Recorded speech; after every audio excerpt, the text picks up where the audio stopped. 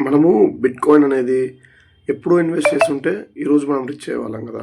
ఎప్పుడో మనము ఈథీరియం కాయిన్‌లో పెట్టింటే ఈరోజు రిచ్ అయ్యేవాళ్ళం కదా! ఎప్పుడో సొలానా కొనుక్కుంటే ఈరోజు రిచ్ అయ్యేవాళ్ళం కదా! ఈ డౌట్ మీకు కూడా వస్తది.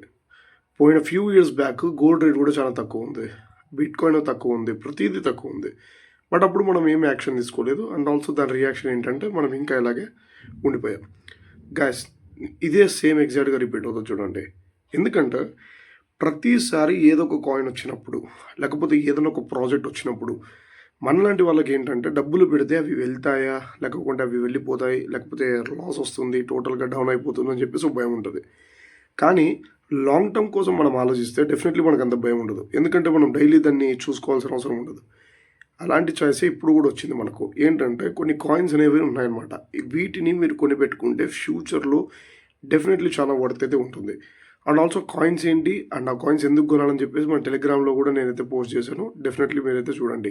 ఆ కాయిన్స్ వచ్చేసి ఇప్పుడు కరెంట్‌లీ ఒక $5 కంటే కింద ఉన్నాయి.